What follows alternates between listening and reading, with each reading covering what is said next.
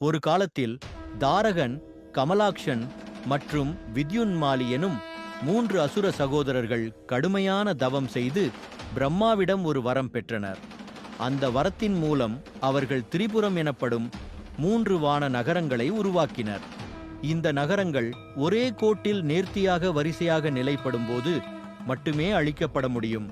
அதுவும் 1000 ஆண்டுகளுக்கு ஒரு முறை.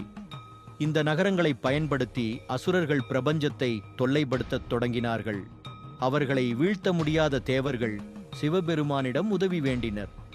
திரிபுரம் ஒரே நேரத்தில் வரிசையாக அமைந்த நாள் வந்தபோது சிவபெருமான் தனது தெய்வீக ரதத்தில் ஏறினார். பூமியை ரதமாகவும், சூரியனையும் சந்திரனையும் சக்கரமாகவும், வாசுகி நாகத்தை வில்வடியாகவும் பயன்படுத்தினார். ஒரே அம்பால் அவர் திரிபுரத்தை அழித்து உலகத்தை காப்பாற்றினார். இதன் மூலம் சிவபெருமான் திரிபுராந்தகன் என்ற பெயரை பெற்றார். இந்த கதை சிவபெருமான் அருளும் அதீத சக்தியையும் பிரபஞ்ச சமநிலையை காக்கும் அவரது தலைமைத்துவத்தையும் காட்டுகிறது.